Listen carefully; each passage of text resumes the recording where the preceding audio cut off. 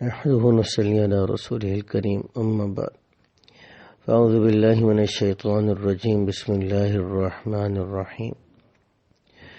1 minute کا مدرسہ، سبق نمبر 24۔ نماز کا ترجمہ ہم یاد کر رہے تھے۔ 3 آیتیں ہم پڑھ چکے ہیں، چوتھی آیت ہے ایاک نعبد و ایاک نستعین۔ ایا کا مطلب ہے آپ ہی کی، نعبد ہم عبادت کرتے ہیں، و ایاک نستعین اور آپ ہی سے نستعین ہم مدد مانگتے ہیں۔ ایاک نعبد و ایاک نستعین، ایاک آپ ہی سے، آپ ہی کی، نعبد ہم عبادت کرتے ہیں، بندگی کرتے ہیں، و ایاک اور آپ ہی سے، نستعین ہم مدد مانگتے ہیں۔ نماز کی سنتیں: رکوع میں پنڈلیوں کو سیدھا رکھنا، پیٹھ کو بچھا دینا، سیدھا کرنا مردوں کے لیے۔ رکوع میں سر اور سرین کو برابر رکھنا، یعنی کہ بالکل اس طریقے سے کہ سر نہ اوپر اٹھا ہوا ہو اور نہ ہی سر بالکل نیچے کی طرف جھکا ہوا ہو، بلکہ سر جو ہے اور کمر ان دونوں کی جو سطح ہے وہ برابر ہوں۔ بڑے بڑے گناہ جو بغیر توبہ کے معاف نہیں ہوتے، اور ایک گناہ بھی اوپر سے نیچے گرا دینے یعنی جنت سے جہنم میں لے جانے کے لیے کافی ہے، مگر اللہ تعالیٰ جس پر فضل فرمائے۔ کسی جاندار کی تصویر بنانا، کسی کی زمین پر موروثی کا دعویٰ کرنا، کسی کی زمین پر موروثی کا دعویٰ کرنا یعنی جھوٹا دعویٰ کر کے اس کی زمین کو اپنے قبضے میں لینا، یعنی آدمی کمانے کے اوپر قادر ہو اس کے باوجود لوگوں سے بھیک مانگنا، یہ بھی گناہ کبیرہ ہے۔ جو آدمی اپنی ضروریات زندگی پورا کرنے پہ قادر ہو، اس کے باوجود وہ خود نہ کمائے بلکہ دوسرے لوگوں سے بھیک مانگتا رہے، پیسے مانگتا رہے، تو یہ بھی گناہ کبیرہ ہے۔ قدرت ہو، طاقت ہو، موقع ہو تو انسان کے لیے خود کما کر اپنی اور اپنے بیوی بچوں کے ضروریات زندگی کو پورا کرنا فرض اور واجب ہے۔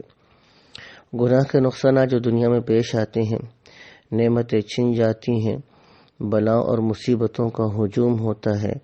بعض گناہگار جو بڑے عیش میں نظر آتے ہیں، خوش نظر آتے ہیں، تو یہ اللہ کی طرف سے ڈھیل ہے، اور ایسا شخص اور بھی خطرے میں ہے، کیونکہ جب پکڑ میں آئیں گے تو دنیا اور آخرت میں اکٹھی سزا دی جائے گی۔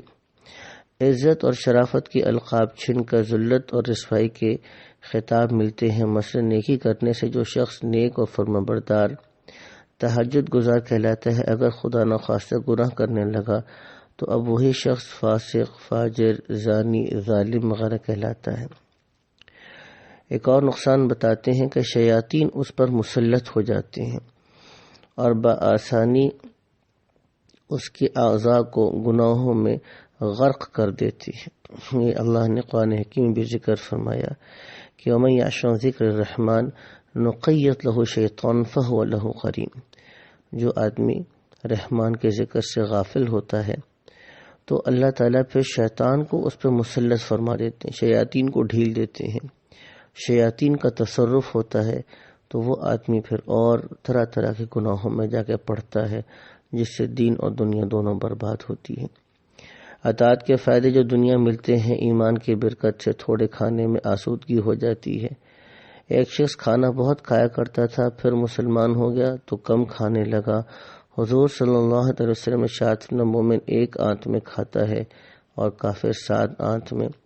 بعض دعاؤں کی برکت ہے کہ بیماری لگنے اور مصیبت آنے کا خوف نہیں رہتا، کہ جیسے حدیث پاک میں ارشاد ہے کہ جو شخص کسی مریض کو یا مصیبت میں مبتلا کو دیکھ کر پڑھے گا الحمدللہ الذی عافانی مما ابتلاک بہ وفضلنی علی کثیر ممن خلق تفضیلا، تو مصیبت ہرگز اس شخص کو نہ پہنچے گی۔ آگے فرماتے ہیں کہ بعض دعاؤں میں یہ برکت ہے کہ فکریں زائل ہو جاتی ہیں اور قرض ادا ہو جاتا ہے، جیسے کہ حدیث پاک میں یہ دعا بتائی گئی ہے، اللہم انی اعوذ بک اللهم إني أعوذ بك من الهم والحزن وأعوذ بك من العجز والكسل وأعوذ بك من البخل والجبن وأعوذ بك من غلبة الدين وقهر الرجال. تو یہ دعا بتلائی گئی، اس سے انسان کا قرض ادا ہوتا ہے اور بہت ساری فکریں زائل ہوتی ہیں. اللہ تعالیٰ اپنے رحم اور کرم سے اور اپنے فضل سے ہم کو بھی پورے دن پر چلنے کی توفیق نصیب فرمائے. وآخر دعوانا الحمدللہ رب العالمین.